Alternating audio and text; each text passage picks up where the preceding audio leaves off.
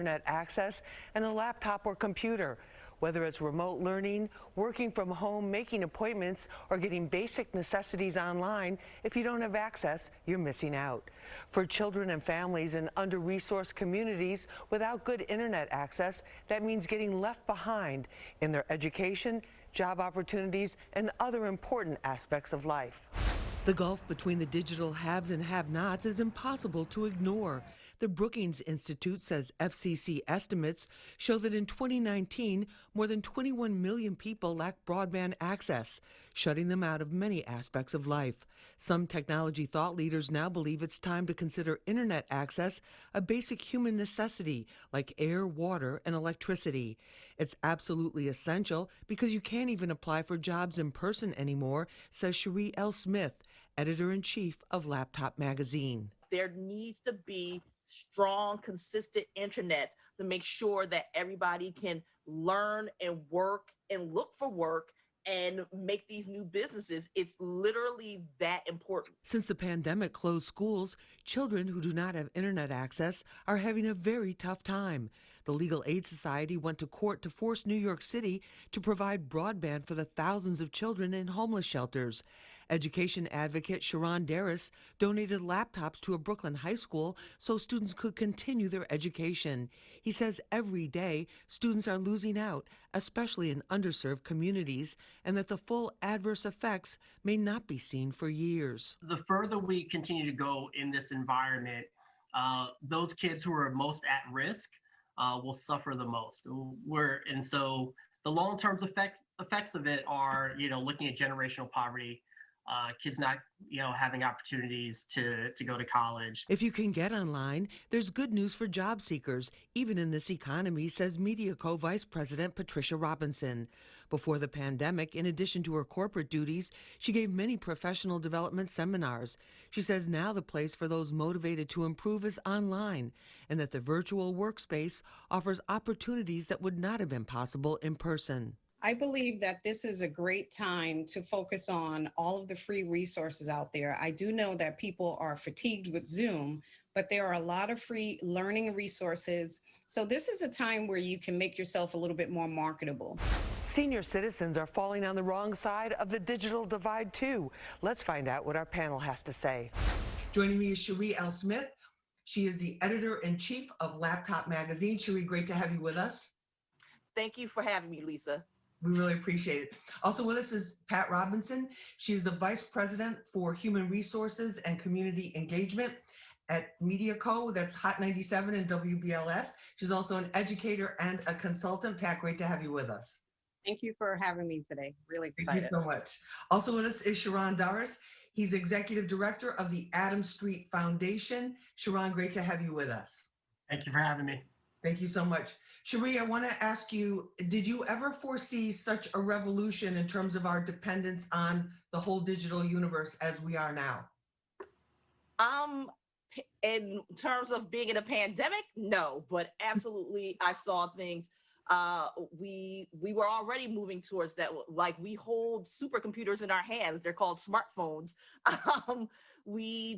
They're becoming as, if not more powerful than the laptops that we use. And yeah, I saw this, just not working from home for almost a year. I never foresaw that. And Sharon, in terms of the educational piece, because that's the part we've heard about. We've seen kids in homeless shelters.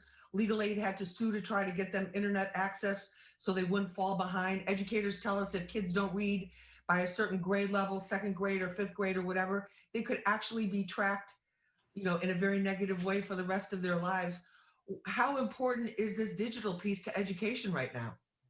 It's mission critical, to be honest with you. This has been a long time coming. For years, the education field has talked about the importance of blended learning and the move to blended learning. And so I think people have known that it was coming, but given everything that's gone on in the pandemic, it's become apparent that having a computer, working internet access is critical, not only to have a job, but certainly to get a great education and then go so forth and be meaningful contributor to society and a civilian. So It's more important than ever and will continue to be super important. And we're going to talk about that and the ways that it's happening and some of the work that you're doing to help the kids as well. Pat, in terms of the job sphere, a lot of people, we lost a lot of jobs here in New York City. Many of them were service industry. People would be managers of hotels or managers of stores, managers of other or different various facilities. Those jobs are gone. The economic experts say they may never return. What's your picture on where we are with this digital thing right now and what opportunities exist? Yeah, so just understanding that we've been pushed and then nudged in a way where we all have become catalysts of innovation in a space that we are not really prepared, that encompasses a lot of things. So that encompasses just reliability on internet access. Internet access is not a luxury. That also relies on new skills and training. And what does that mean? And how do we get it? And how do we afford it? So there's a lot of opportunities out there, but there are also a lot of challenges that need to be addressed as well. I myself find myself, teaching myself on free resources even to this day. A lot of people do not have the bandwidth or don't even know where to begin to find free resources or to even tap into places that they've never been involved in. So I think it's a really important discussion. Just how critical is internet access? We'll find out next. Cherie, when we've spoken, you say that internet access needs to be considered a basic essential of life, like electricity, clean water, housing. Why do you say that? Absolutely, because in the world that we're living in now, you need a strong, viable internet connection, whether it's for education, whether it's for work. It's just become vital, especially in the current circumstances that we find ourselves in.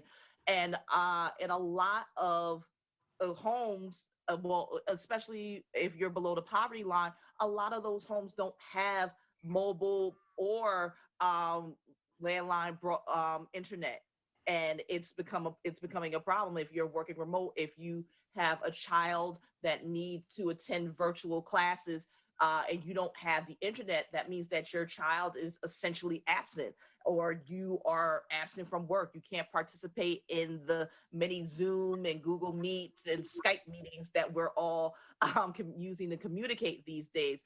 So, and it's something that's been happening in other countries. In Norway, internet, broadband internet, high-speed broadband internet is an absolute right. And the same thing needs to go for the United States. We consider ourselves the world's biggest superpower. So if we don't have it here, what does that say about us? Exactly. Sharon, what about that in terms of education and the access? Tell us what you're seeing and what the Adams Street Foundation, what you guys are trying to do to make things better. Sure.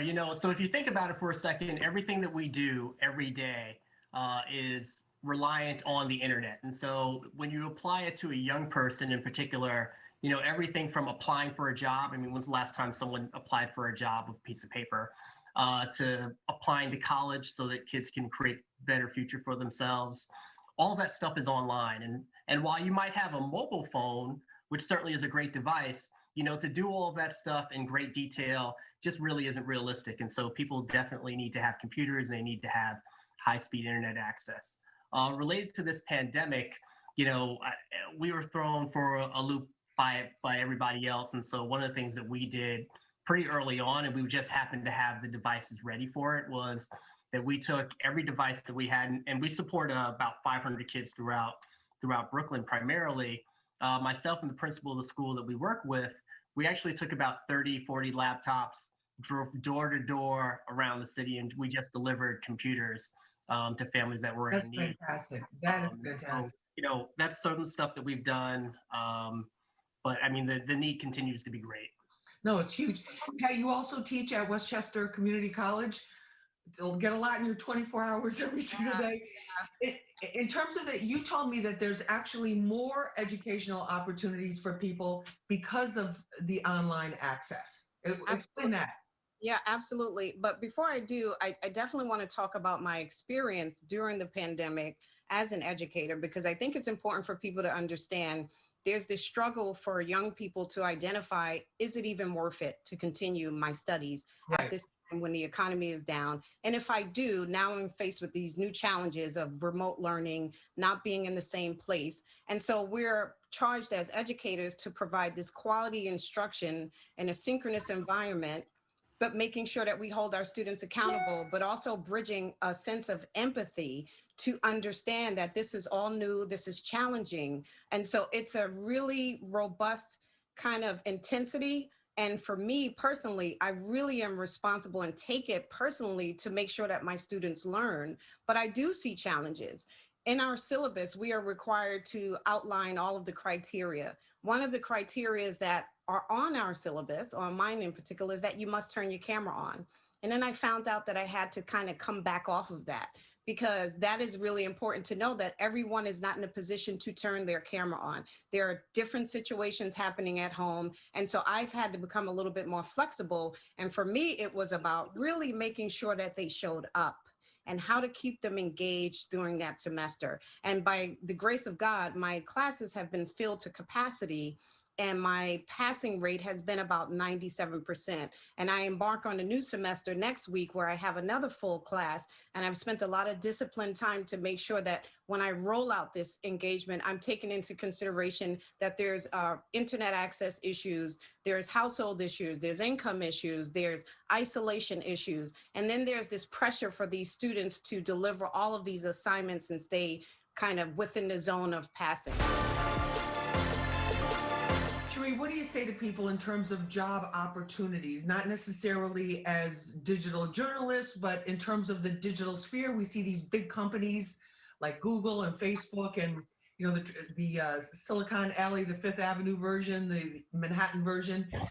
Are there jobs like that for people who were previously working maybe service industry jobs or other jobs that they can train themselves for or get training for? Absolutely. The good thing about Google is that they are suspending the need for college degrees. So you could potentially find yourself working at Google or a top tech company if you're just talented and you have the skill level and the work and you can prove your work. That's the great thing about it. My question is how is Google finding these qualified candidates? Because if you saw a couple of weeks ago, one of their ex-recruitment officers gave a long thread on Twitter about the struggles that she went through trying to get Google to look at applicants from HBCUs. So if they're having problems with getting college-educated people in there, how are they getting people without those credentials? Exactly, Pat. You're one of the people that first sees candidates for various positions, and you're also a diversity and inclusion specialist. What do you look for? Is what you're looking for in a candidate, is that changing? Are those qualifications changing? Well, I think that we're always going to look for top quality candidates that are talented. But what is changing is just understanding that the economic environment has changed, right? So companies have sustained severe blows to their bottom lines. And at this point, when there are positions that are open, we are sometimes looking for the most qualified that can really meet the results, right? So if that comes with suspending some of the criteria in terms of educational minimums and versus what it looks like on an experience level, that would be the case. But nonetheless, there are, unfortunately, it is an employer's market right now. There are so many people that are unemployed. There is an opportunity to take your time and really go through candidates, whether it be through LinkedIn, networking groups. So, it's really important for people who are interviewing and looking for jobs to not be afraid of the job descriptions. Be honest with yourself and identifying the things that you know that you're strong at, and be real clear and transparent on the things that you know that you're weak at, right? And it doesn't mean that you would disqualify for the position, but there's a nice time right now where we are in this position where we're sitting down with less distractions to a degree to really focus on free courses and learning and really disciplining your time so that you can find a teachable skill. Like even with me, I've gotten better being at home with less distractions. At first, it was really tough for me because I was so used to being out Yeah, in the world with absolutely. everything going back and forth.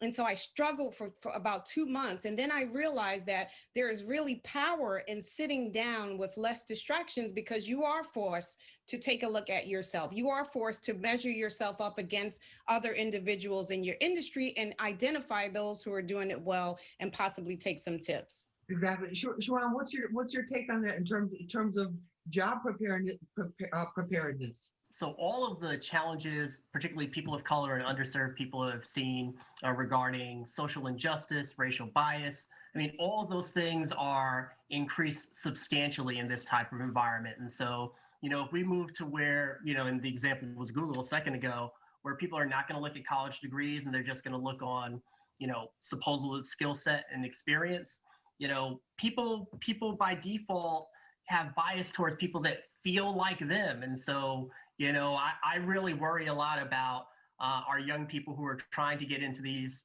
career paths where they can have a greater opportunity for themselves. And the people don't necessarily look like them or have the same type of background. The barriers are actually going to be that much greater. Pat, what recommendations do you have for people that are really trying to look? You've given us some great ideas already. Yeah, I just would challenge the powers to be that are in charge of making decisions in regards to education to create digital learning days for adults. I think that is so important, and for us not to assume that every parent that is doing remote instruction with their children has a really good grasp on it. And so I would challenge subject matter experts who don't mind donating their time to really create a hub of digital learning days so that we can help educate people who are in need of skill set training so that they can help their students. I'll just give a quick story. My daughter had got the coronavirus earlier last year, and I was responsible for my grandson's instruction for 2 weeks. And literally, I almost went crazy because I just could not figure things out. As savvy as I was, it was a lot for me to figure out his schedule, what he had to do. He's got a brain break, never heard of it. So it was all of these things. So I understand that there's a need for further education and how to navigate in this space. So I just would love to see a hub of digital learning days for adults. No, absolutely. Sharon, what about that? Because a lot of parents too are not as savvy. Just because you can go on social media on your phone doesn't mean you can navigate these programs. Yeah, I think parents have really gotten a great appreciation for what teachers have to do. We've seen all the memes and jokes about that. But what in particular, what I'd like to say is that, a lot of people have actually benefited over the past year, particularly if you work in a nice corporate job that pays well. People have actually done really, really well. The stock market is reflective of that. And so I think there's a real opportunity for people who have benefited to be of service to other people. And so, to Pat's point, great opportunity for people to mentor, great opportunity for people to be career coaches, to go into schools and volunteer. I'd love to see more people do that so that there's more equity in this city. And then Sharon, in terms of the jobs, I want to come back to the jobs too, because you have a lot of involvement with that as well in technology. What do you say to somebody who's maybe, in their early 20s, doesn't have a college education, wants to get into coding, wants to get into some of these things? Yeah, there's some great programs out there. So there's lots of options. And so, everything from something as simple as, you can probably find a YouTube video that will teach you how to do coding to there are nonprofit organizations. Exactly. There are nonprofit organizations that'll do the teaching to, if you happen to have means, you can take classes and learn that stuff. You don't have to do it formally, but those options are in place as well. Are we is this going to be, this is kind of like a learning curve or birth pains, growing pains? It's definitely a growing curve. It's a learning curve, but what I like about this is that we are learning how we work. And by that, I mean, before you really were tied to a location, you had to come into the office. Now people's market has expanded because now it's remote. Like you don't see job listings for New York based, or at least in my field, like people are realizing like, hey, maybe like I have someone that works in Wisconsin. I have 2 people that work in the United Kingdom. and we meet and we do our meetings and we get our work done, and we've been more productive than ever. Thanks for joining us for this episode of Street Soldiers on the Digital Divide. If you'd like to watch it again or see our other episodes, please go to our Fox 5 NY YouTube page. Remember, use your mind, it's your best weapon. I'm Lisa Evers. Let's push for peace, love, and justice for all.